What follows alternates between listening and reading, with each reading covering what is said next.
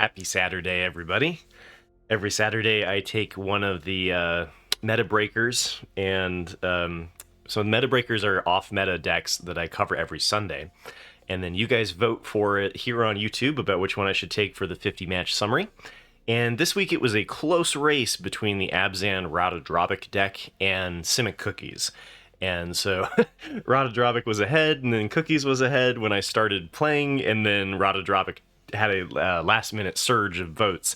So I kind of feel like I owe you guys a Ratadrabik 50-match summary, so I'll do my best to make that happen. But for now, we're going to cover Simic Cookies, which was number 2 on the poll. And this one, we got a couple of cards from Outlaws of Thunder Junction. So we got the Botanical Sanctum, which allows us to kind of have a better Simic fixing. And then the Lost Jitte, I thought, was an interesting one to try to explore, whether or not it works well in this deck.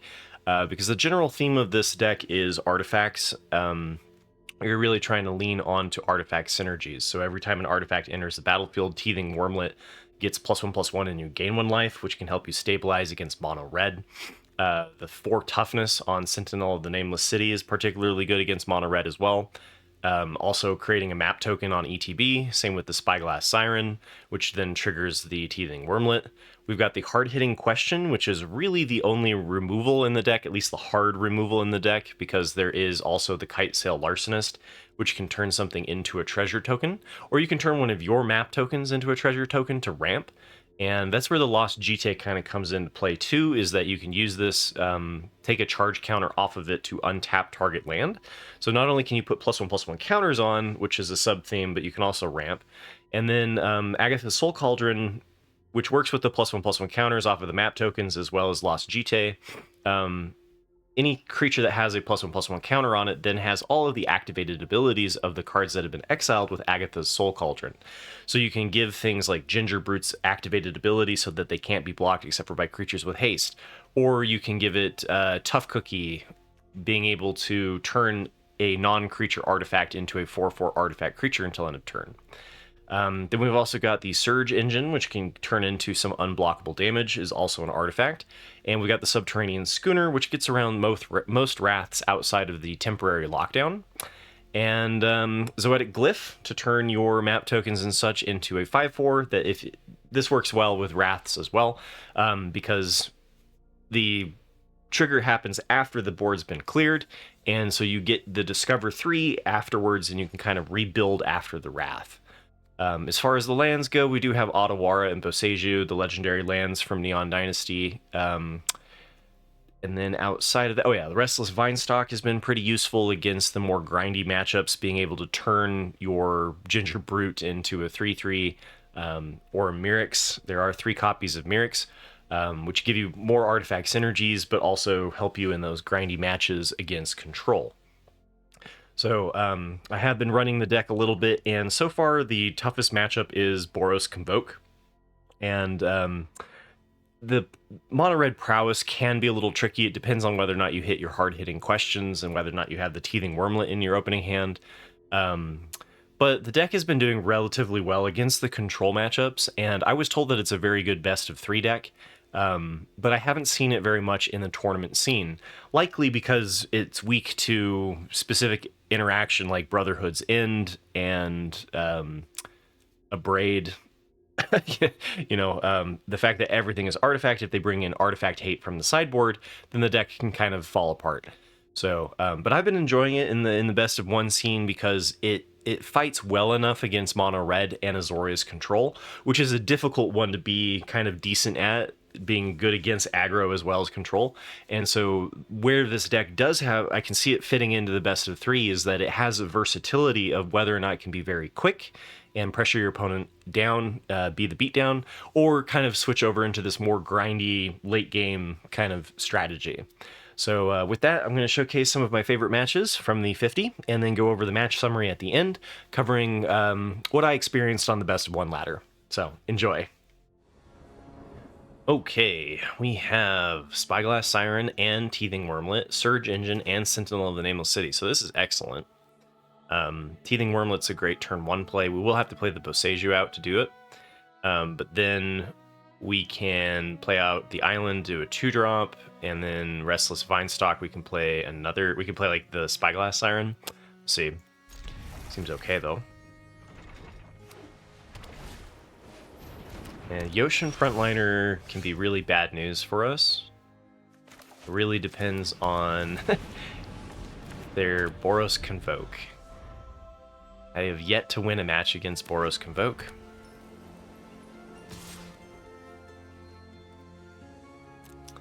Don't think I trade my Wormlet here, being able to get more life off of it. So Tough Cookie would gain 2 life, but it would only make Wormlet into a 2/2. Either way, I don't think I'm attacking with the Teething Wormlet because they've got Resolute Reinforcements. And the upside of doing Tough Cookie, though, is that turn 3, if we do draw an untapped land, we can do the Zoetic Glyph on the food token. So I think I will lead out with the Tough Cookie over the Surge Engine. And I guess the question here becomes, is Teething Wormlet worth trading into 2 of their pieces?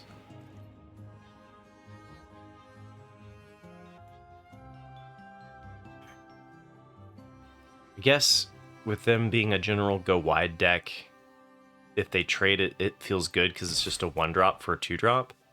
I guess I will attack into it.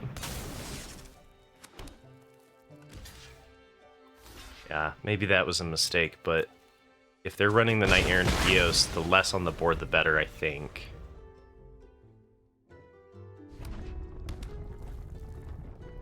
Although it does make things a little bit awkward if they play Thalia. Untapped land, nice. Okay. So now we can start attacking in with the Zoetic Glyph.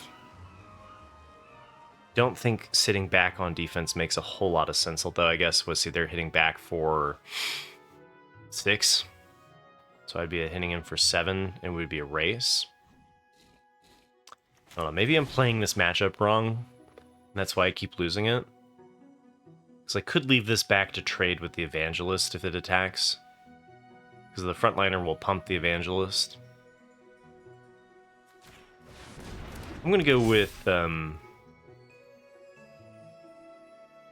it's such a tough choice. Because right now it's just a +2.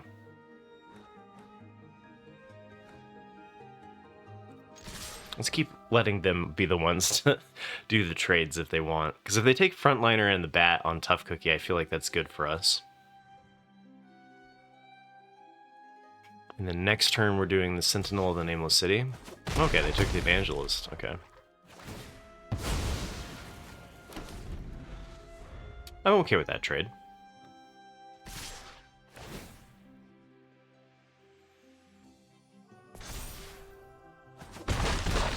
And then, yeah, so we're playing the Sentinel of the Nameless City next turn, still swinging in with the Zoetic Glyph. They didn't do the Knight Errant Bios, which is good. They didn't do the Case of the Gateway Express. They didn't... Yeah, what are they doing over here? Oh, Gleeful Demolition, okay. Yeah, I'm really surprised they trade their Sanguine Evangelist there.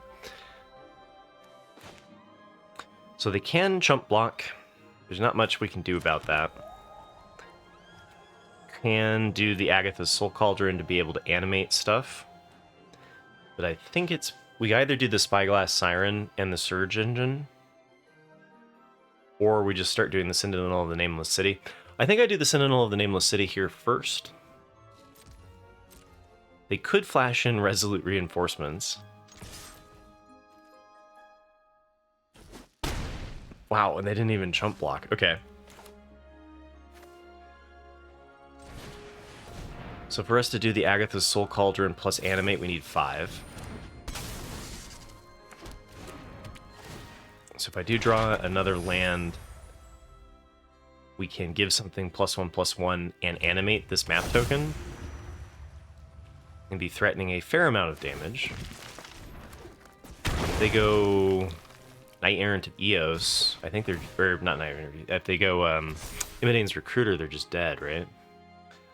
So let's block...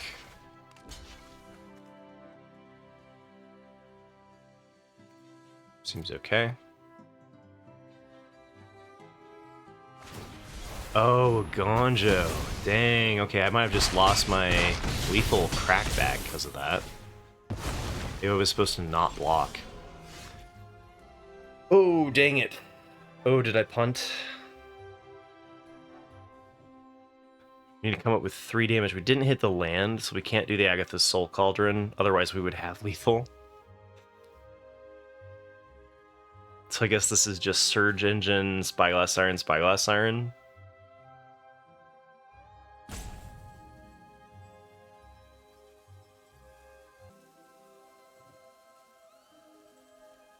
They'll be at 4, which we can then maybe finish off the game with the map tokens. We just have to survive a round.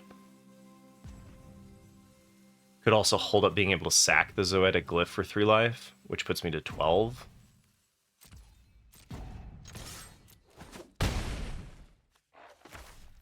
Just so Auto Tapper doesn't get me, I'm going to do the blue first. And notably, I did have lethal if I had just taken that instead of blocking. So I should have just taken the 1 more damage. So the case of the Gateway Express here. 1, 2. I'm still alive if they do that. If they do War Leader's Call, I think I take 8. So if they do War Leader's Call and play a creature, I'm dead. Okay, Lethal Demolition just gets the Surge Engine off. That's fine.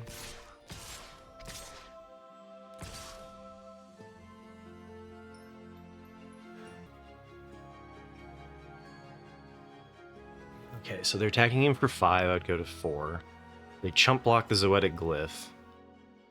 And then they've got 1 blocker, so both of my Sirens have to be at 2 with the Soul Cauldron, which wins if we hit a non-land off of the map. So I'll go with no blocks this time around.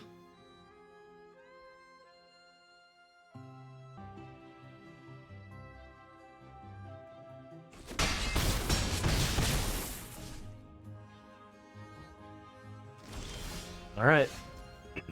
Drum roll, please. We've got 3 hits on it, right? Oh, no, because I drew an untapped source.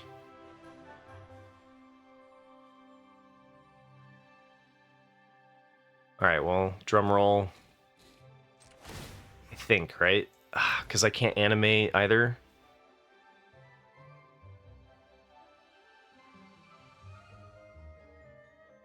Because if I could animate a threat, I'd be good too, right? If I'd hit an untapped source, we do the Soul Cauldron, we give it the ability of the Tough Cookie, we animate it, and then swing in with a 4/4, 5/5, or 5/4, and a 2/1 and a 1/1, and we hit for 3.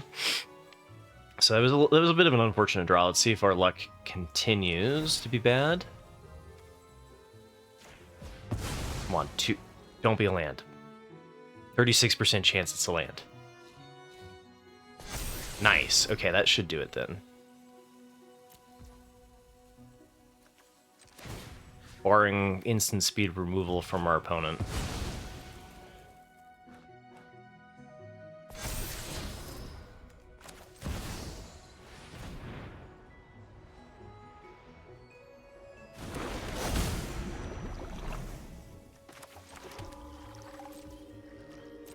Okay, they do have something. Oh, Resolute Reinforcements. Oh, if they have Resolute Reinforcements, they just chump. They have more blockers than I anticipated. But I think this is my best line. Damn it. Oh, no. Okay, so if I had been able to animate the 4/4, it wouldn't have mattered, because they would have blocked there and blocked. They would have blocked my 4/4, my 5/4, and then everything in the air.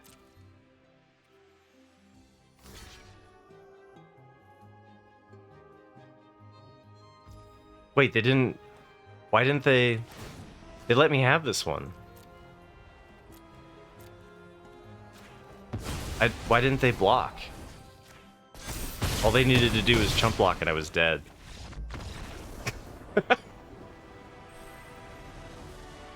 Okay, we take those. But that should have been... That was my first win against Boros Control, and that should have been a loss. Alright, opponent goes first. We have the Dreamroot Cascade, so we have that kind of awkward decision about whether or not we go turn 1 and then have a tap land. I think with this hand, what I'd like to do is do this as a tap land and then turn 2, play the Teething Wormlet with the Ginger Brute. I think that makes a little bit more sense than getting stuck on 1.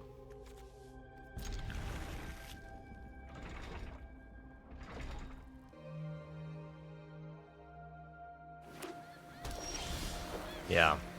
If we had drawn like if we had drawn an untapped source there, I think I'd lead out with the Ginger Brute. But this way we get the ETB of the... So the first thing we play is likely to get countered. And it might be exiled. I like Ginger Brute in the graveyard. Whereas if Teething Wormlet gets exiled, it's okay.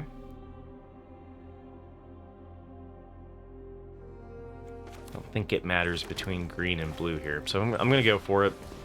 Oh, they didn't have the counter. That's nice. Oh, there was a pause there. So maybe they just passed it really quick.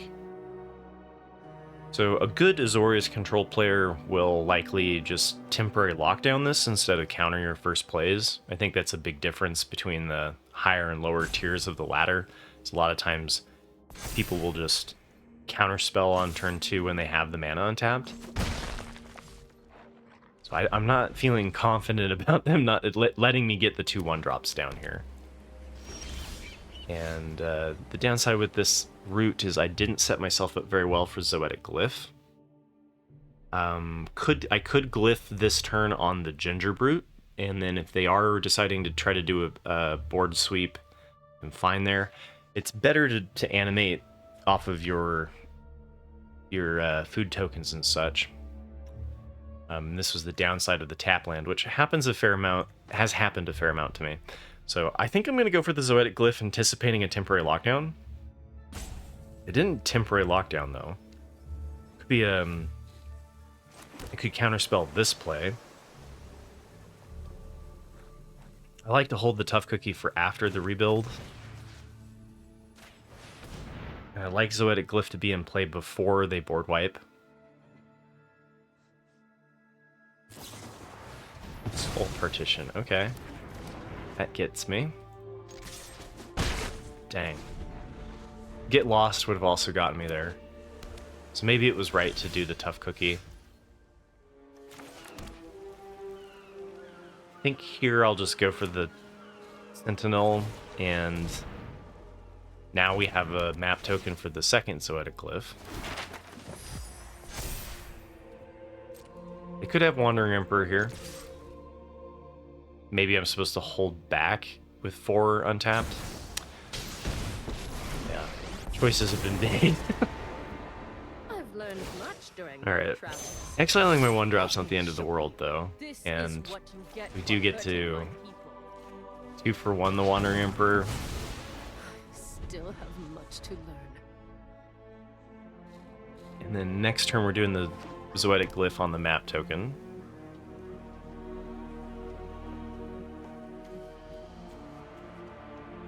We do have the Field of Ruin in play.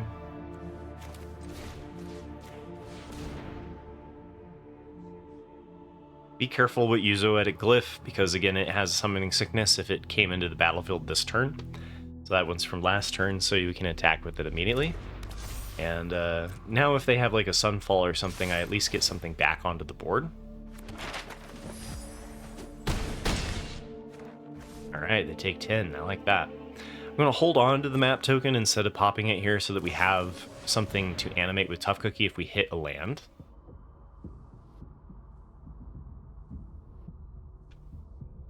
We don't have many more turns after the first Memory Deluge goes off to win.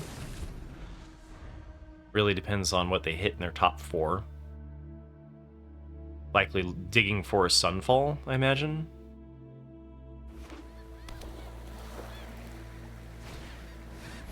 Or a temporary lockdown. So that sucks because it gets rid of our map token, but we still have the Sentinel. Ooh, whiffed on the Zoetic Glyph. So your misses are hard-hitting question. The Lost Jitte actually has a little bit of anti-synergy in the deck because it isn't the best card to hit off of that. Okay, so now we can at least Tough Cookie next turn off of the map token created by Sentinel. I guess because I don't have a particularly better play lined up, we could Kite Sail Larcenist to turn one of their 1/1s into a treasure token. It allows them to not block for a turn. I think I do that next turn, though, and just go for making this unblockable.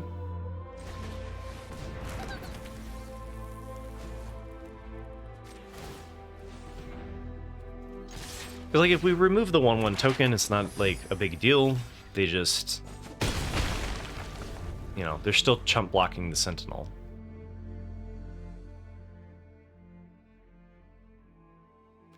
Let's see if we've got what it takes to close it out here. Because they've got Memory Deluge for 7 online. Which means next turn they pretty much get the card of their choice. Okay, so I think I go for the hard-hitting question here. To get rid of the blocker. And hit in with the Zoetic Glyph. I could do it on the Zoetic Glyph, because if they do have something like Get Lost, I'd rather them Get Lost the Zoetic Glyph than the Sentinel, I think. Maybe that's wrong. Maybe I want them to do the Sentinel. Because then, the Sentinel's not as great if they're going to hit into a Sunfall next turn. Yeah, I guess I'll go with the hard-hitting question here. Try to get in for 3 damage. They could have a Wandering Emperor.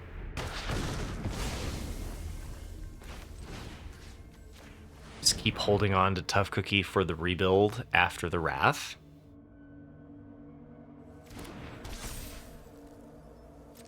And now if they flash in something and try to block the Ginger Brute, we can make it unblockable.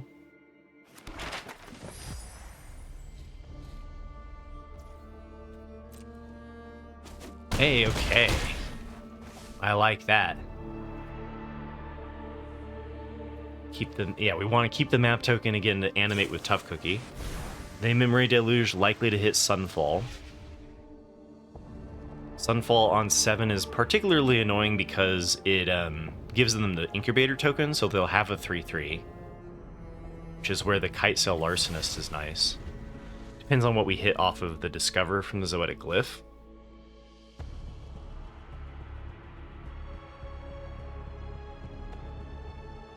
They can always whiff on the Sunfall too. They're not guaranteed. All right, so there's the Sunfall, as expected. Drum roll on the Discover.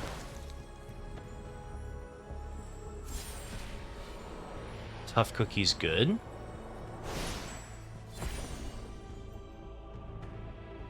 So if we hit a land, if we top deck a land, I think we win.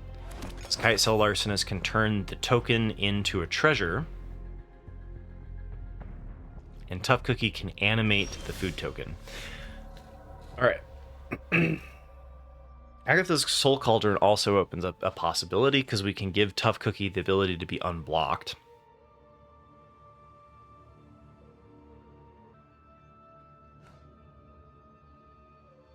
If they counterspell it, then they can't activate it, then they're dead to the Tough Cookie activation, so I think Agatha's Soul Cauldron is our best bet. They could be running the Soul Partition to bounce the Tough Cookie.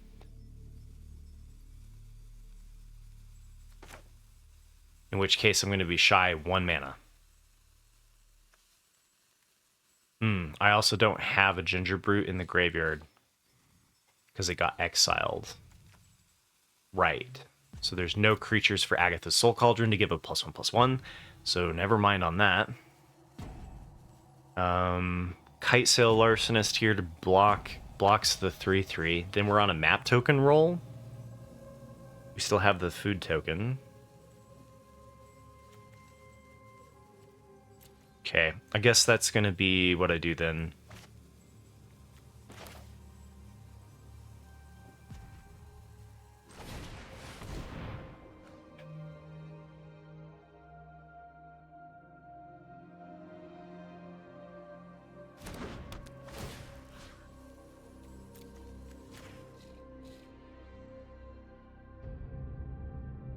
All right.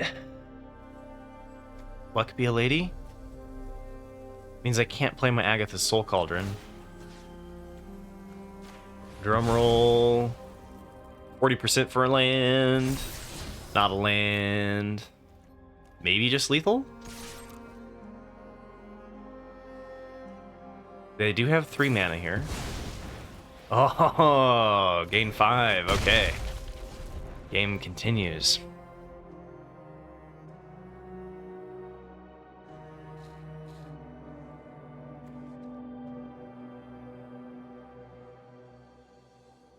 Well, this is what I mean by, like, I like this deck against Azorius Control. Like, it's always a tension like this, like whether or not you're gonna be able to get them.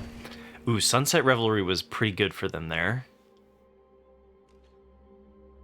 allowing them to chump block for another turn.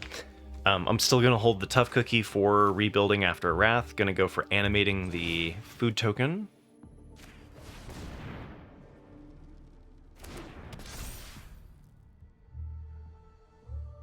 They could have a Wandering Emperor here, which would kind of be unfortunate.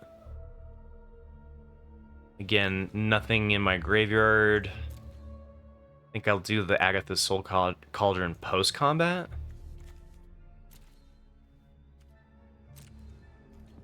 I mean, maybe they go chump block, Memory Deluge. Not expecting me to be able to remove it.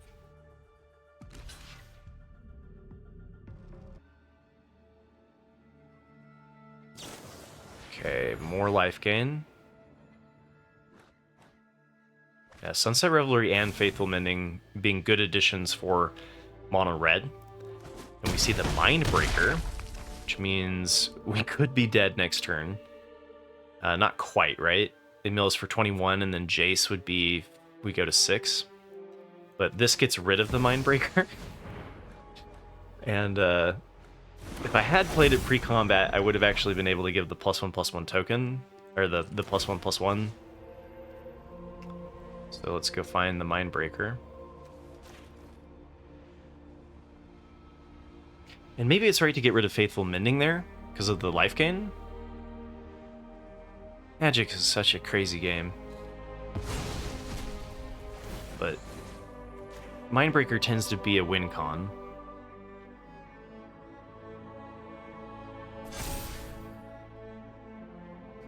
But if I'd done it pre-combat, I could have exiled the Mindbreaker in response to them doing the Faithful Mending. And then hit for an additional damage. So if we lose by 1 damage, we know where. And I think they're debating about whether or not they do a Faithful Mending here. Ah, Thirst, okay. So, yeah, definitely doing the Mindbreaker strategy then if they're playing Thirst and Faithful Mending. I like this version of Azorius Control personally when I play it, just because the games are a little bit faster.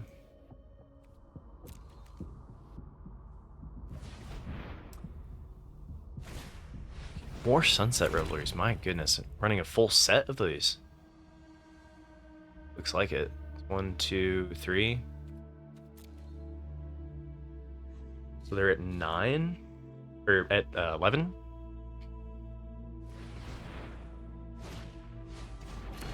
Oh man. Life gain, Azorius Control. So Faithful Mending, they can't also pop this. So this puts them at 12. Now they can multiple block my Tough Cookie.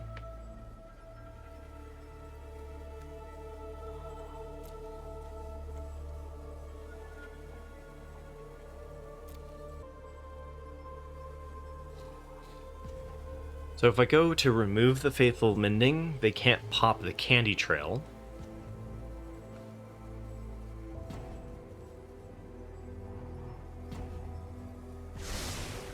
Double top. Ooh, that's not good. Oh boy.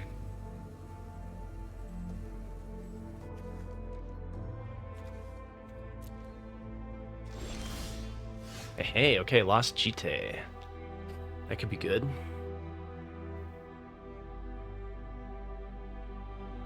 I guess Lost Jitte, equip, animate. is interesting. If this is a 4/4, it's fine. So I guess what I'm going to do is do the Lost Jitte. Equip to the flyer. Oh, this also makes it so that I can't Cauldron. I could have also animated the Lost Jitte, but again, it wouldn't have haste. I guess this means I can't exile their graveyard, but it seems right. And if they exile the Cauldron, they don't get their Mindbreaker back.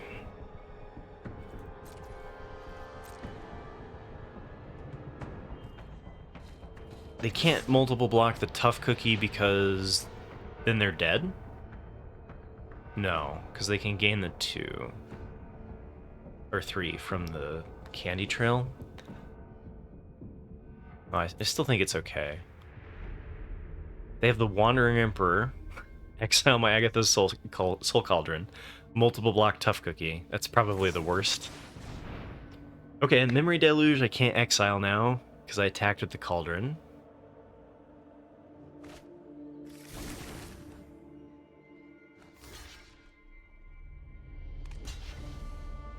They go to 3. Alright. I think we just leave the charge counter on the Lost Jitte. Makes it so that we can remove a blocker. Gives us some flexibility. Can give something +1/+1. So if they pop all of their life gain here, they are at 10. Which is dead on board with the Jitte. Ooh, double Mindbreaker. Okay. 3 colorless, 6. Okay, we got a total of 6 mana. Not within striking range yet of the Mindbreaker Jace combo.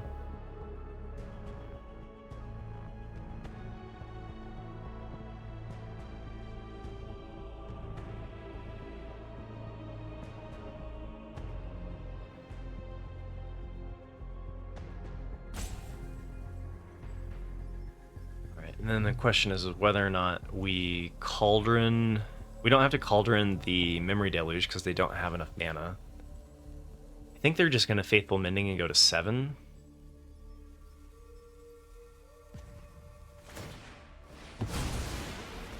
Ten.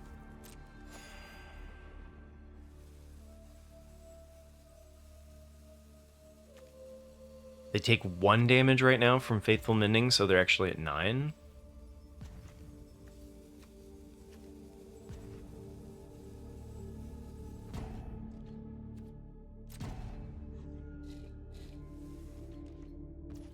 Okay, moment of truth.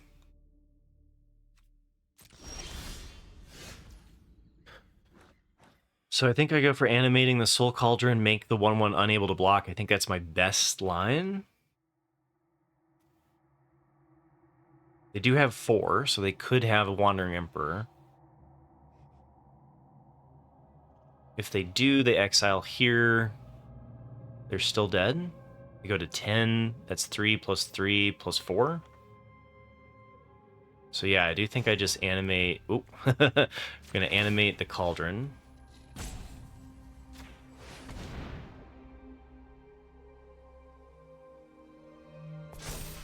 Okay. I'm going to go with this, making it so that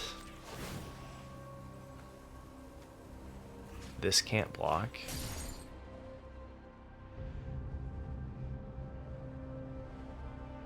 We're at 15 damage coming at him.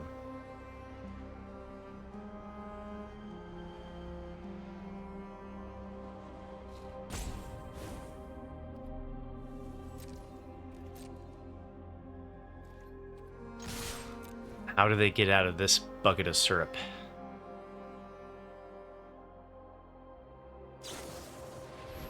Okay, Elspeth Smite. Now it's 12.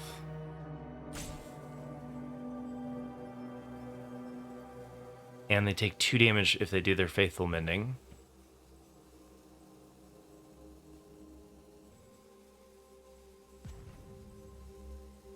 If they can kill the Zoetic Glyph, they take 7. Aha. Okay, so we have to... What could we hit into? Another Lost Jitte, huh? Problem with this is you can't have 2 legendaries, so we're gonna put this one into our hand. That was a bit of a whiff. Wait, math? Why did I think they were 1 more life? Oh, because I had to take a damage to play the Get Lost.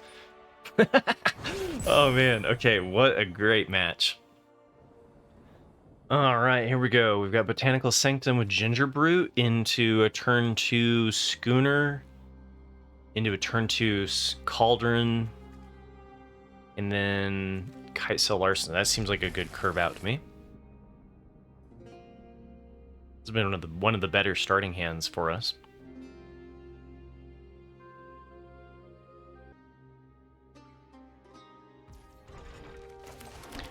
Charge!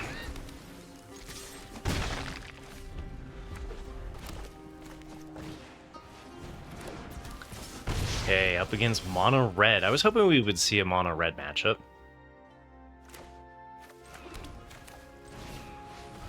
Not going to be blocking with the Gingerbrute, so we can just... Well, I guess we could leave up the Schooner to block. The only issue with the Schooner is that if they go Swift Spear into Monstrous Rage, it goes over the Schooner and the Swift Spear doesn't die. So I'm gonna go for the 1 damage.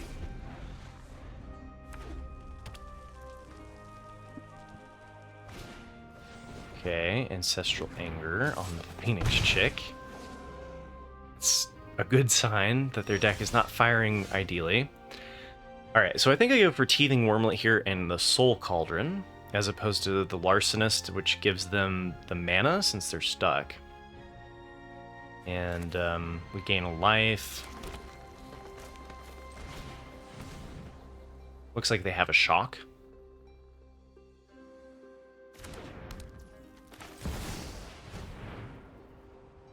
So they probably shock the Teething Wormlet. We can crew with it before it dies.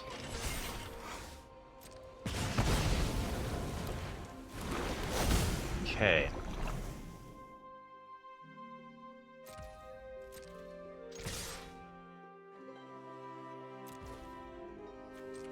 Well, I think I'll just exile this now and do the Teething Wormlet, get the extra damage on the Gingerbrute. I think the Gingerbrute's fine. It's a debate, right? Because this could get killed by a shock. Schooner is a little bit heavier.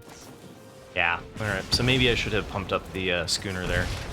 Either way, this is not looking like an ideal curve out for our opponent. Kitesail Larcenist. I guess I'll turn the Phoenix Chick into a treasure token at this point, because now they have 3 mana. And just play out the Larcenist.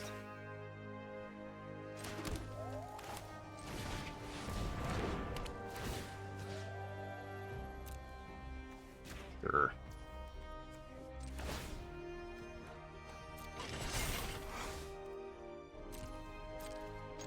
We can give the Schooner the Gingerbrute's ability. Ooh, that's nice, because we have 3 too. Keep that for sure. But might as well give our Schooner the Gingerbrute ability to make it unblockable. It's another damage. And then again, as long as they both have counters, which is the Explore synergies, then they get the abilities. So both of these can be made so that they can't be blocked except for by creatures with haste. Ah, they're going aggro. Which means they're likely to swing here and then they're just dead. Like with the Tough Cookie showing, I'm not sure I like that line, but I'm pretty sure this is lethal. Tough Cookie, animate the Cauldron. Remember, the food token has Summoning Sickness. GG mono red.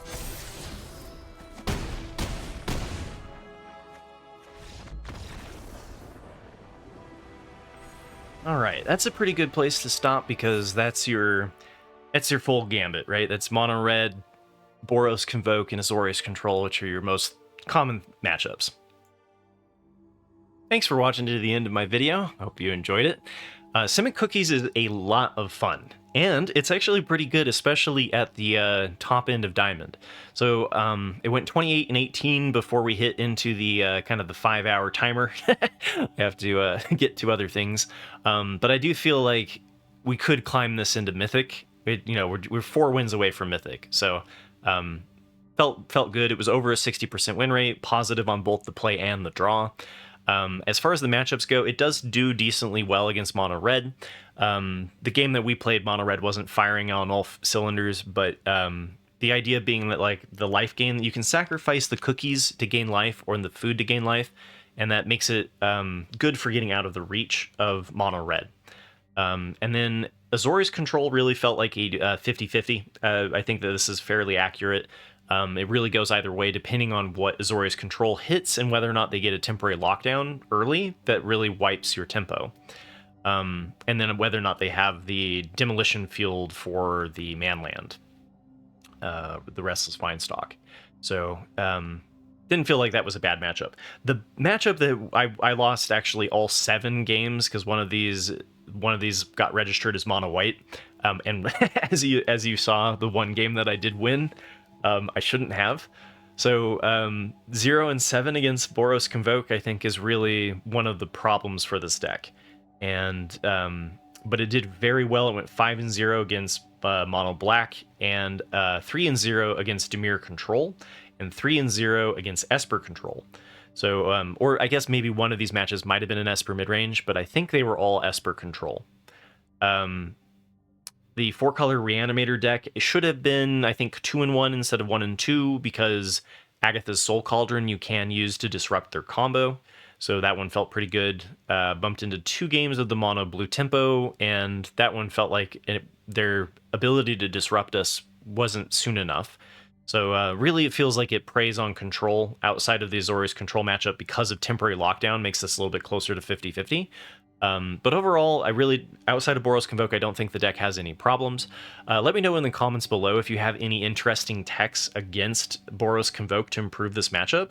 I'm gonna try to think about what could be included that would be able to help as well. But yeah, thanks for suggesting the Simic Cookies deck. I had a lot of fun, and I'll try to get that Ratadrabik one done to stay true to the poll. And remember to click like and subscribe if you like this sort of thing. I try to do one of these 50-match summaries every week. So, and then on Monday I do my best of 1, best of 3 meta review, and then some gameplay from playing some draft and whatnot is generally what I do. And then on Fridays I do a best of 3 sideboard guide, at least for the time being. I think I'm going to do Golgari midrange and then mono red aggro, and then kind of wrap that up and potentially never do it again. So take care, everybody. Have fun with your matches, and maybe I'll see you on the ladder.